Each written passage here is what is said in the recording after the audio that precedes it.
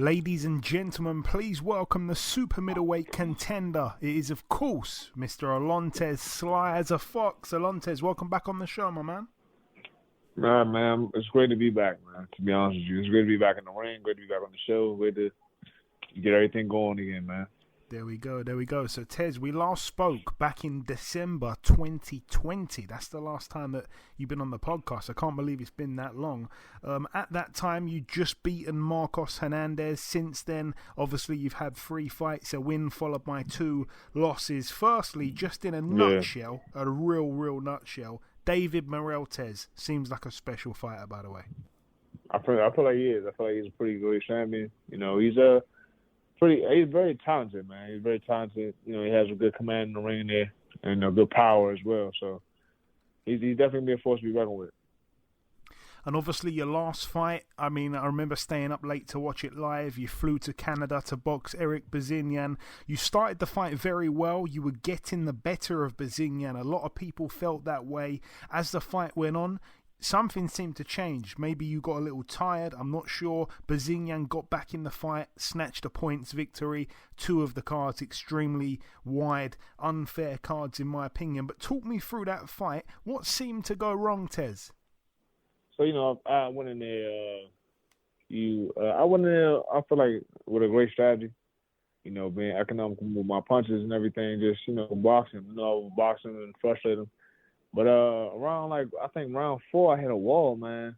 I couldn't figure out what it was, but I mean, I figured out what it was. It was prior to that, you know, I was in the sauna a little too much, and so my legs were pretty much gone. Like as much as I was using my legs, as good as I was using my legs, they were gone. They weren't a part of the equation anymore. So it made a big difference. And then from then on, I felt like I couldn't do it. Yeah, I felt like I just couldn't really get off like I needed to. You know, I still hurt him. I hurt him in the 10th round, but I didn't even have the energy to finish him. Yeah, it was a real shame, man. It was a good opportunity. A lot of people saying that even though Bazinyan, you know, quote unquote, won the fight, they weren't very impressed. They kind of slowed down their hopes with the guy. We'll see.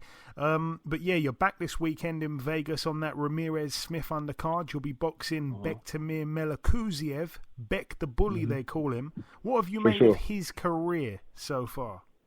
You know, so after he got knocked out by Gabriel Rosado, I guess they may have thought to rush him a little bit. He got knocked out by Gabriel Rosado. They kind of started slow walking him again. You know, they fed him some opponents, fed him some people that he was supposed to beat, and that he did. He put away. You know what I'm saying? Except for the last guy, I think his name was Edimov from Russia. That guy, I mean, you know, I don't feel like he was, you know, that great, but you know, Beck couldn't stop him. You know, he was a little bit taller than his other opponents, and I think that made it all the difference too. So, I mean, if that guy who was maybe about 6 feet, maybe gave him problems, I know I can give him more problems at 6'5". It's interesting the point you make there. You know, he maybe had difficulties with the height of the guy you mentioned, Sergei Ekimov. You're a lot taller than him. That's an angle that you see. Maybe you can exploit something there. But concentrating on Melikuziev, he can be extremely aggressive early on. Just going back through your record for a similar style, can you draw any comparison maybe to Melikuziev and Liam Williams? Just in the fact that they're both very aggressive early on. Maybe Melikuziev is bigger and stronger than Williams, though. Yeah, I can see that. That's actually a really good comparison just between those two right there, being aggressive and everything. But I mean, that's the thing. After that got knocked out, all of his fights haven't been as aggressive as, you know, his beginning. You know, he wasn't as aggressive with after Gabriel Rosado knocked him out.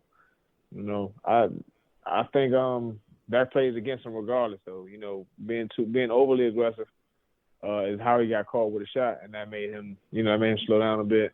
But you know, in order for him to beat me, he won't be able to outbox me at a distance. So it's, you know, he's gonna have to be aggressive in there, which I plan to, you know, make him pay for that. You know, make him run some shots just doing, you know, his most to try to get in there and close the distance. I'm really happy that you just said that you feel like he's been less aggressive since being knocked out, because I was going to say the exact same thing. That tells me you've probably studied this guy pretty good. For sure. You speak there, Tez, about he's not going to be able to outbox you at range. I agree, it's almost impossible. He's going to need to be aggressive. How do you win this fight? Obviously, we've seen Melikuziev, as you mentioned, walk onto a shot from Rosado. He got iced that night. He went on to avenge it, as we mentioned. Other than that, he hasn't really put a foot wrong. How do you become victorious? Is it keeping it long? So definitely keeping it long. I mean, the fight with Eric Bazinyan, that was those first few rounds was the blueprint of how my style should really look, how it really should be. You know, I can slow it down a bit or speed up, but I keep that pace. I like to be able to keep that pace right there, and try to make sure that, you know, somebody tries to match that pace, and then, you know, for this particular instance, if Beck comes in too aggressively, I'll make him one of no more shots. You know what I mean? You know, that's it. I feel like it's my season, so I'm not here to lose. I'm not here as an opponent. I'm not here as a rollover, man. It's comeback season. And again, you speak about having the fight at range. How important here for you in your mind is the jab? Because obviously we know you're a big, tall guy. You've got a really good jab. But sometimes when I watch you, I'm screaming, thinking, why are you not using the jab? Why do you want to mix it up on the inside so much? I really don't want you to get drawn in here into a phone booth fight. But how important is that jab, and how important is it to not get drawn into his fight, Tez? Well, I'm gonna make my jab the number one priority in my strategy this fight, and just make sure he's eating a jab. I don't think Beck has the best defense at all. So, I mean, he's only walking into a lot of my jabs. You know, we worked on that throughout camp. You know, jabbing and setting my right hand off my jab, but you know, being a very, I guess, balanced. You know, I did one of my last sponsors. We did percentages on, you know, how many jabs I threw versus my right hand, and I got to 3-2, which is 3 jabs to 2 right hands for every 5 punches, which is 60% to 40%, which is 2-3 or 3-2. I'm fine with that. I think that's a very good and balanced attack. And so that means 60% of my jabs, 60% of my jabs will be popping out there, and I'll be running them into right hands. And Tez, we speak a lot, even if we don't do an interview, we speak a lot via text, on the phone, etc. And I'm not just saying this, but I hear something in your voice where you sound a hell of a lot, I don't want to say more confident than in previous fights, but something in your voice, I'm convinced, like, this is real confidence. You got a hell of a belief in beating this guy. I do. I definitely, man, I'm not sure, man. Like I said, I feel like it's my season. You know, it's my time to shine. And this is an opportunity to showcase that. You know, I don't know, like, you know, I think, you know, I've gotten a little more spiritual and everything too. And so I think that helps a lot. You know, I feel like God's with me, you know, so I'm doing my thing. And on the flip side, you mentioned here, you know, this is another opportunity. In your mind, Tez, is this a last chance saloon for you at the highest level, so to speak? It may be. You know, it's hard as it was to get fights, being as though I'm this tall, you know, and I'm able to actually fight. So, you know, this fight to me is going to be a kind of win or don't. I mean, win or go home type of thing. You know what I'm saying? I'm here to win and, you know, reinvigorate my career. And every time we speak, I have to ask about your brother. Every time I speak to your brother, I have to ask about you. What's going on with Mike? I know he's been doing a few commentating gigs. Yeah. Mike said was up too. He said was up, man. He just got he actually just got married too, man. Wow. Is he still? Man. I know we're going a bit personal here, but he's with the lady who's a nurse.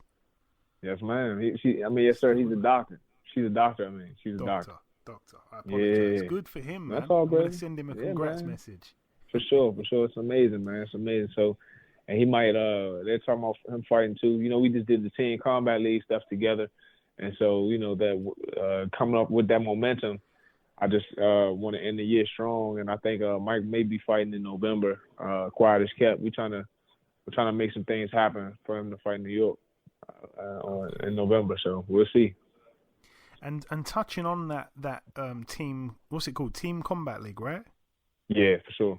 Touching on that, because I haven't watched much of it. To be totally honest, I'm not a massive fan of the concept of it, just because I think you've got to go in there and you have to win this one round. And I think a lot of the time it's exciting for fans, but I just think you've got to kind of go in there and you know, take a lot of risks. You know, you've got to take a lot of risks. I see a lot of good fighters getting clipped, getting hurt with shots because they're leaving themselves open because it's desperate to win a round. Yeah. I'm not a big fan of it, but what have you made of it? Obviously, participating in it, Tez. Participating in it, just for me personally, it was a chance to stay warm.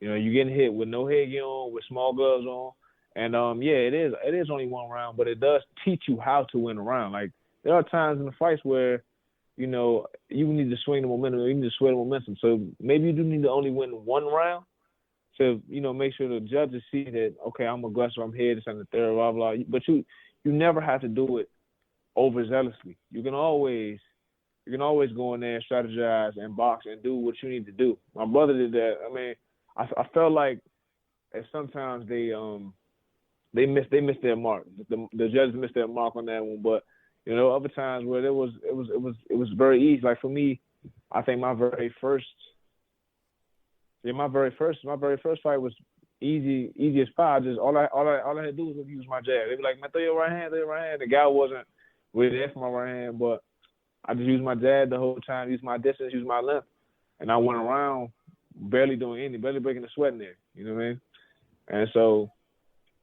Then that's the thing. My next fight guy he came in there pretty overly aggressive. So I had to roll. I had to, you know, bring some shots. You know, bring some heat. You know, so it's just. I think it's great for any fighter to be in there to figure out what's happening, and how to win. How to win rounds. How to sway judges in your favor. Just one. All you need sometimes all you need is one round to sway judges. And, you know, that can be good. That can be it, you know. We had some young guys on our team. That was their first time really in a pro round at all. And so, you know, it was very much new to them. But I think it's a great opportunity to get in there for one round, maybe 2 rounds. No headgear on, get touched a little bit. You know, that way you know what it's like when you actually are on the real pro level. When you got a 10 to 12 round fight, you know, for them 4 to 6 round fight starting off. Okay, well, it's interesting. Maybe I'll tune in next time to it. Just before we wrap things up, Tez, if you want to just get anything off your chest before we let you go, if you want to say any closing message to the listeners, take it away, my man.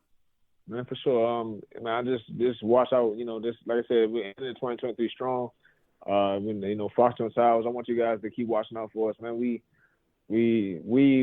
have had some hiccups along some bumps along the road, but you know, we're still here. And this Saturday, October 7th, I'm gonna make sure that you guys see who Alantez Slyaz the Fox is. Don't forget to follow me on everything at Slyaz the Fox. That's SLYAZAFOX on Twitter and Instagram. Again, that's SLYAZAFOX. Thank you.